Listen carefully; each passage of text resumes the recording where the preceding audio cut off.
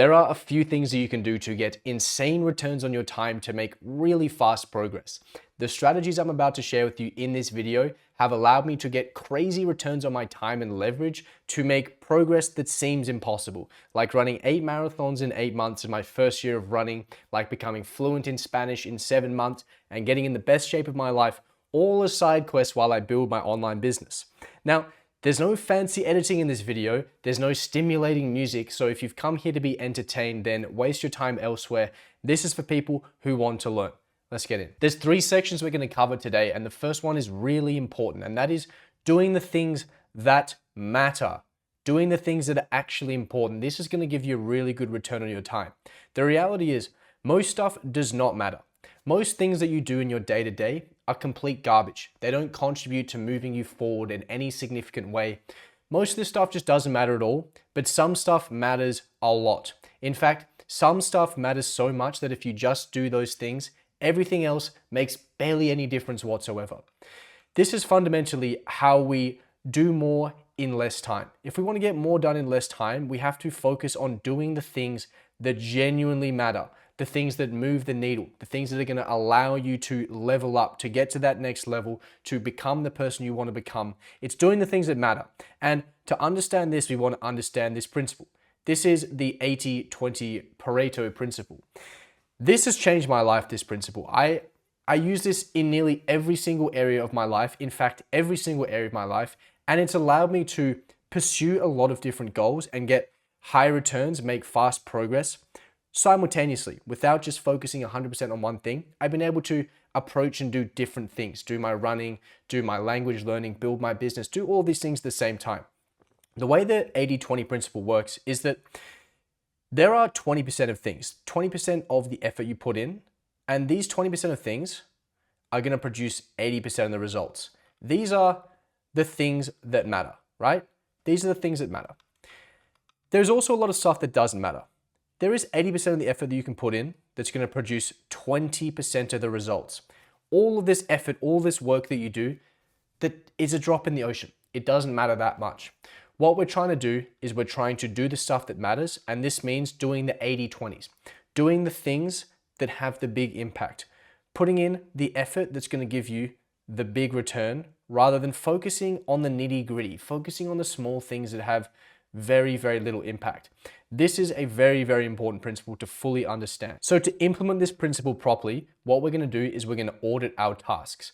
Tasks is basically actions, inputs. What are the things that we're doing on a day-to-day basis, and how can we make them better?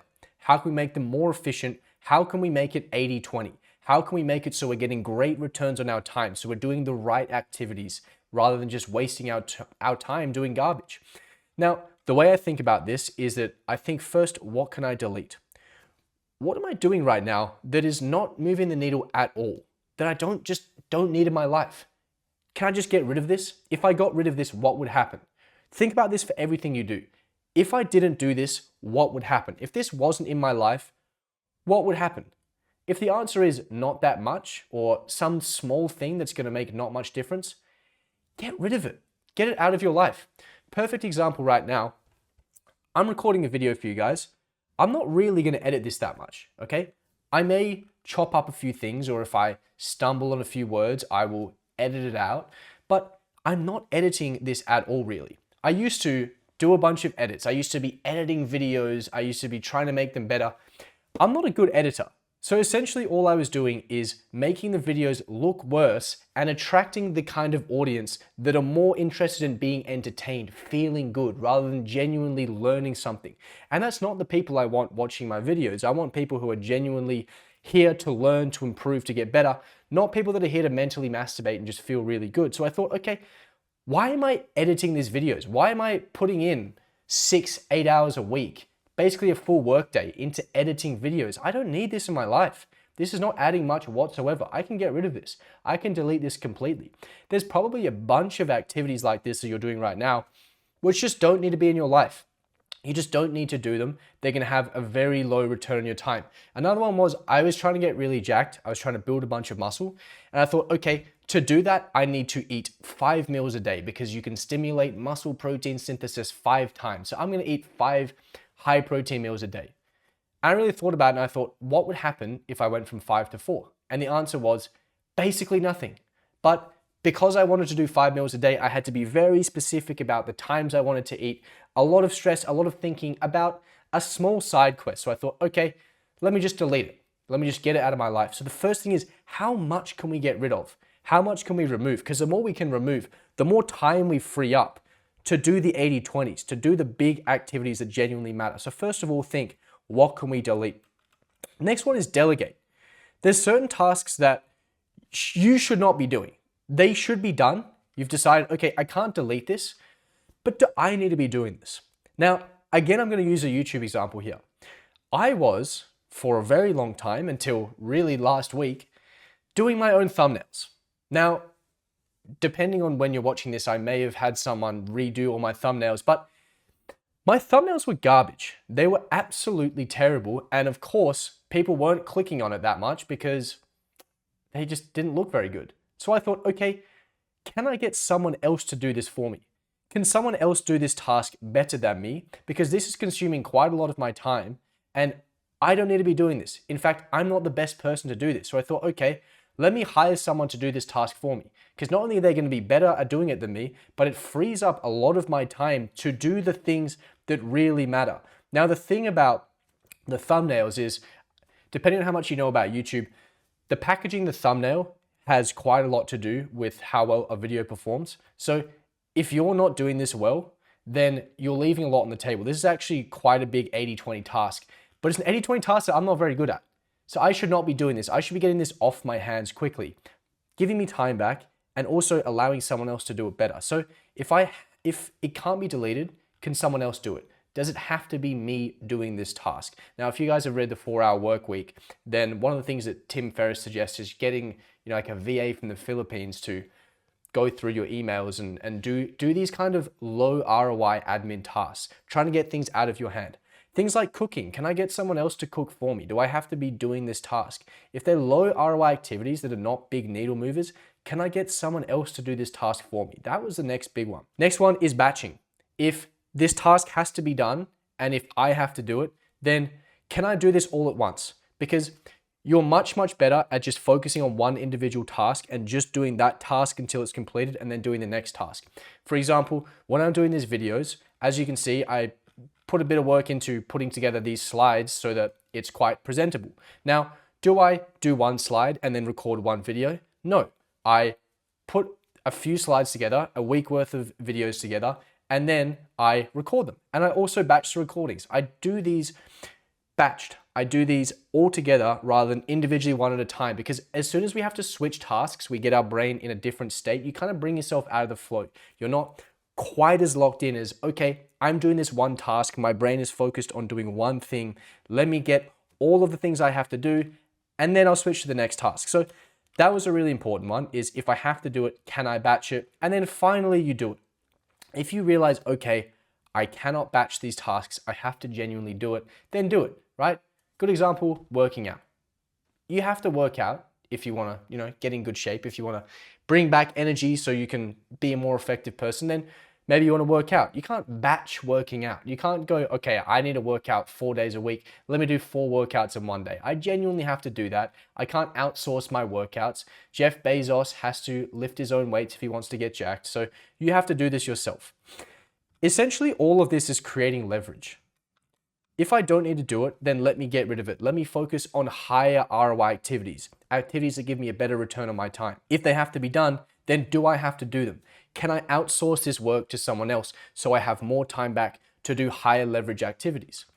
If I have to do them, can I batch them so I get them done more effectively so I have more time back to do higher leverage activities? And as you can see, you're just creating more leverage, which allows you to get a much better return on your time. And if we are trying to get better returns on our time, if we're trying to do more in less time, then we have to do the stuff that matters. And if we want to do the stuff that matters, we want to work through this and figure out what we have to do, what we can batch, what we can delegate, what we can just avoid completely. This will allow you to get way, way better returns on your time. And the 80-20 principle will allow you to take on multiple goals, multiple quests, if that's what you want to do. Now, freeing up your time, taking on higher leverage opportunities, it's really great and it's important, but If you can't use your time effectively when you have it, then it's kind of useless. You're just outsourcing so you have more time back to not do stuff. So getting focused is going to be the next thing that's going to be really damn important. If you can really focus, this is one of the best skill sets you can possibly have. So we need to figure out how to actually do the work, because as you know, as you work your way down through the system, through the tiers of leverage, you eventually have to do stuff. The big activities that are going to genuinely matter, you have to actually do that. Now, there's 3 ways that we're going to be able to actually do the work, and if we can figure out all 3 of these things, it's going to be very easy to do this stuff. First of all, we have the fact that you want to do the work. If you're someone who genuinely wants to do the work, who wants to do these high leverage activities, then it's going to be a little bit easier for you to do it.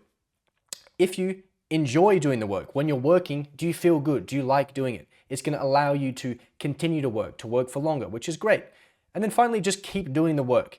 If you're someone who gets distracted really easily, if you can't pay attention and focus, then you're really going to struggle to get good returns on your time, because you can't enter this great flow state. You can't get huge returns on your time. So we want to be able to master these 3 levels: wanting to do the work, enjoying doing the work, and keeping doing the work. So how do we do that? So first of all, we want to do the work. Now, this is really important. If you want to do the work, if you crave doing the work is very easy to do. You actually want to do this. This is a fantastic position to be in. Imagine if you wake up every morning and you think, wow, I can't wait to take on this challenge. I can't wait to get to work and do this stuff.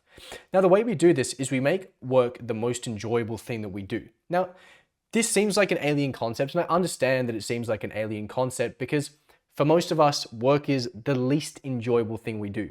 A lot of us have work and then we have the fun stuff in our life. But if work becomes the enjoyable thing to do, you're in a pretty good position here.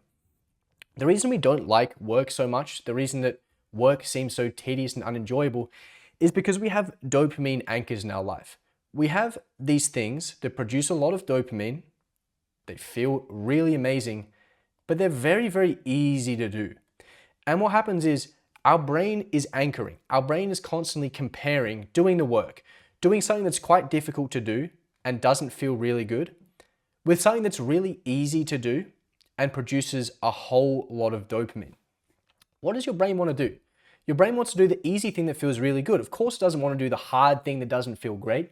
Now, the reason that this is so strange is because throughout our evolution, back when we were hunter-gatherers, we never really had dopamine anchors. We never really had really easy things that felt really good.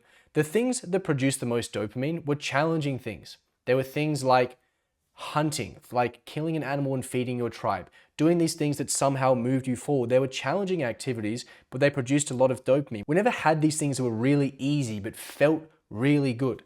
So fundamentally, if we want to make work enjoyable, if we want to do work, we have to remove these anchors. Because if your brain is no longer comparing work to doing easy things that feel really good, it's going to realize, well, work is something that produces dopamine. Work is something that feels rewarding. This is something that I fundamentally want to do. And I'm not comparing the work to the dopamine anchors. I'm not comparing it to these things that are really easy and feel really good. So, hey, let me actually do this. I'm actually excited. I want to do this. Now, for most of us, this is what our dopamine anchors are. It is some variation of social media, scrolling social media, binge watching, whether that's TV shows, movies, YouTube videos, right? Watching TikToks, doom scrolling, or playing video games. All of these things essentially require you to take out a 135-gram block and swipe your finger up, if that, okay? Maybe move your fingers around. Sometimes just staring at a blank screen. Well, not a blank screen, but a screen where the pixels are moving in a way that feels really good. But if we remove these things, if we remove these dopamine anchors, if we get these out of our life, your brain can no longer compare. It can no longer compare these things that feel really good but are easy. And this is how your work now becomes the most enjoyable thing that you do. And if the work becomes the most enjoyable thing you do, you're going to want to work. You're going to crave the work. It's going to feel really good. So that's the first thing we need to do. Second thing to do here, we want to actually enjoy doing the work. If you're someone who enjoys the work that you're doing, you're going to be more likely to do it. You're going to do it for longer. You're going to like it. It's going to feel good. It's going to feel amazing. And this is what we want. We want to actually enjoy the work we're doing, because if you're constantly fighting the friction, the battle of doing something that you don't want to do, something that doesn't feel very good, you're probably not going to do this forever. It's probably not something that you can stick to and be consistent with. And if you can't be consistent, you can't stick to it, you're not going to see very great returns. So we need to figure out a way to enjoy doing the work. Now, the way we're going to make our brain want to enjoy doing the work is we're going to increase our dopamine baseline. Essentially, what we're doing by increasing our dopamine baseline is making the difficult activities, making the work produce more dopamine, feel better, feel really good, okay? Now, how do we do that? How do we influence and increase our dopamine baseline? Well, our dopamine baseline is influenced by how much dopamine we produce on a day-to-day basis. If you're someone who wakes up in the morning and they instantly scroll their phone, and okay, you do a bit of work, but then after that, you maybe play some video games for a while, and then, okay, you go for a workout, but then you're binge watching TV shows before bed. What's happening is you're producing a lot of dopamine on a day-to-day basis. And after a while, your brain's going to realize you're producing more dopamine than you should, more dopamine than normal. Because right now, your average dopamine is way up here. It should be around here, but it's way up here. So to recalibrate your brain so that your average dopamine is around normal, what your brain will do is it will decrease your dopamine baseline to ensure that your average is normal, okay? So your average is normal here, like a normal person is, but if you look closer, what's happened is that your dopamine for working out, for socializing, for doing any meaningful activities is significantly less than it used to be. Your dopamine for doing these difficult activities used to be here. Now it's way down here. Now they're way less enjoyable. This is what most of us have right now. We have a very, very low dopamine baseline because we're doing so many stimulating activities. We don't really feel good for doing the hard stuff. But the same thing happens in reverse. If you're someone who's only really doing the difficult activities, you're only really doing the work, the things that are moving you forward, moving you towards your goals, then at the start, right, you do your work and then, you work out, maybe you learn some Spanish, okay, you're socializing, not producing a huge amount of dopamine, and your brain eventually is going to realize, okay, your dopamine levels are really low right now. We need to bring these back up so that your average is normal, so that you're a normal functional person. It's going to raise your dopamine baseline. So your dopamine baseline is going to go up, and as a consequence, these difficult activities, the work, the hard stuff, is going to produce more dopamine, and you're going to feel better. You're going to enjoy the work. This is fundamentally how we increase our dopamine baseline and we enjoy doing the work. And the great thing about this is that it is the exact same process as removing the dopamine anchors so that you actually want to do the work in the first place, so you crave doing the work. Because not only is the work the thing that produces the most dopamine and feels the best in your life, the thing that's the most enjoyable, but now it produces more dopamine in general. So now you just feel better. Not only is it relatively better, but it's also absolutely better, which is fantastic. Third thing is to actually want to keep doing the work. If we want to keep doing the work, we need to be able to not get distracted. And if we want to not get distracted, we have to improve our attention span, right? We want to be someone that sits down to do work and can focus on one task and just lock in. And the reality is, there are a few things in our life that we do right now that are training the opposite. They're training us to have a terrible attention span. They're training us to be distracted. They're training us to not want to do the work, to stop doing the work and start doing something else. Perfect example of this is scrolling.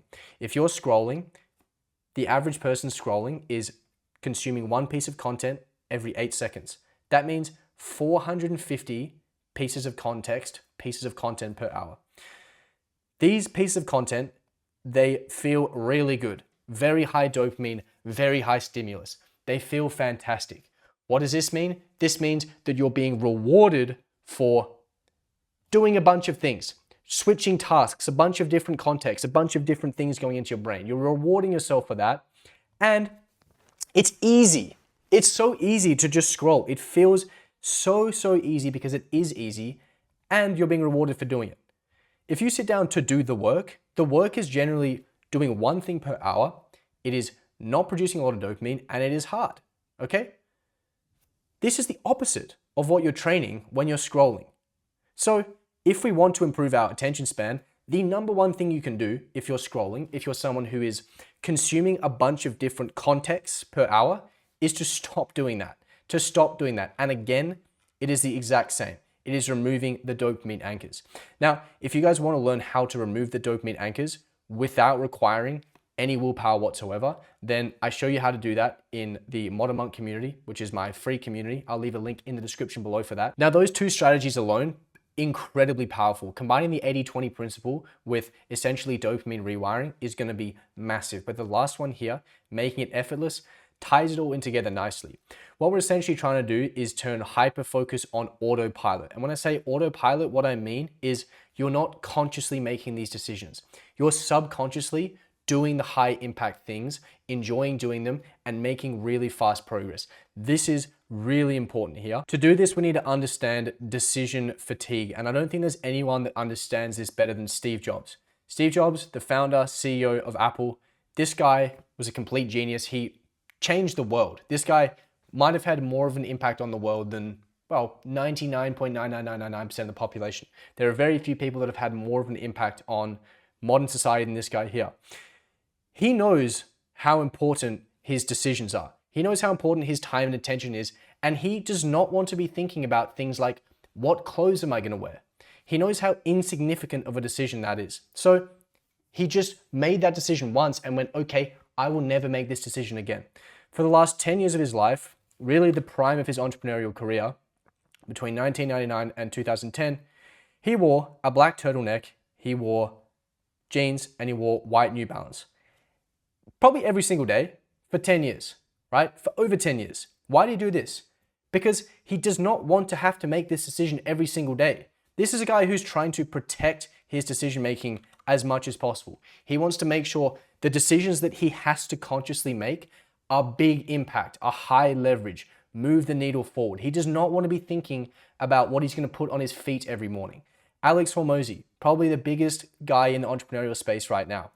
He ate Chipotle over 500 times in a year. Why? Does he really like Chipotle? Probably, but it's because he doesn't want to consciously and consistently make the decision of what am I going to eat.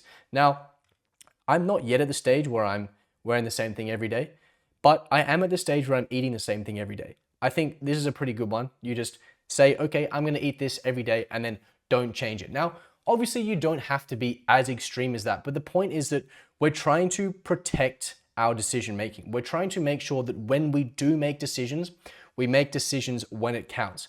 Think of this like the tiers of leverage we went through. You're essentially batching this decision. You're going, okay, I will make this decision once, I'll batch it, and then I won't do it again. And that's essentially what you're doing with the food. Okay, I'm gonna meal prep this, I'm gonna batch this once, and then that's all I'm gonna do. Or I'm gonna choose a certain thing and I'm just gonna eat it all the time. I'm just gonna choose what I wear once and then not think about it again, right? We want to protect the decisions that we're making so that when we do make decisions, they're important decisions that are big, big needle movers. This is a huge way of making progress really fast. Now, we are making a lot of decisions throughout the day. When am I gonna wake up? What am I gonna eat for breakfast? What am I gonna wear? What am I gonna work on? What am I gonna have for lunch? What am I gonna exercise? What am I gonna do when I exercise? What am I gonna eat for dinner? When am I gonna go to bed? These are a lot of decisions that we're making on a day-to-day basis. We shouldn't have to make any of these decisions. You should know when you're gonna wake up. You should know what you're gonna eat for breakfast. You should know what you're gonna wear. You should know what you're gonna work on. You should know what you're gonna eat for lunch. You should know every single thing here, because if you know every single thing here, then what decisions do you have to make throughout the day? Well, you have to make the decisions that genuinely matter, that are genuinely needle movers. This is a really, really big one. If you have to make decisions, right? If you have to consciously make decisions every single time you do something, you're eventually going to make poor decisions. That's the reality of it. If you wake up and every single meal, every single day, you have to make a good decision, you're eventually going to make a bad one. But if you go, okay, I'm going to shop once, I'm going to meal prep everything once, and then all of my food, everything I need to eat is just in the fridge, it's just there, and I can just eat it, that's one good decision. And from that one good decision, you've made 20 good actions. I think a really good exercise here is auditing your decisions. When you wake up in the morning, how many decisions are you genuinely making throughout the day? Are you thinking about what you're going to eat for breakfast or what you're going to wear? I think the biggest one that people slip up on is, what am I going to work on, right?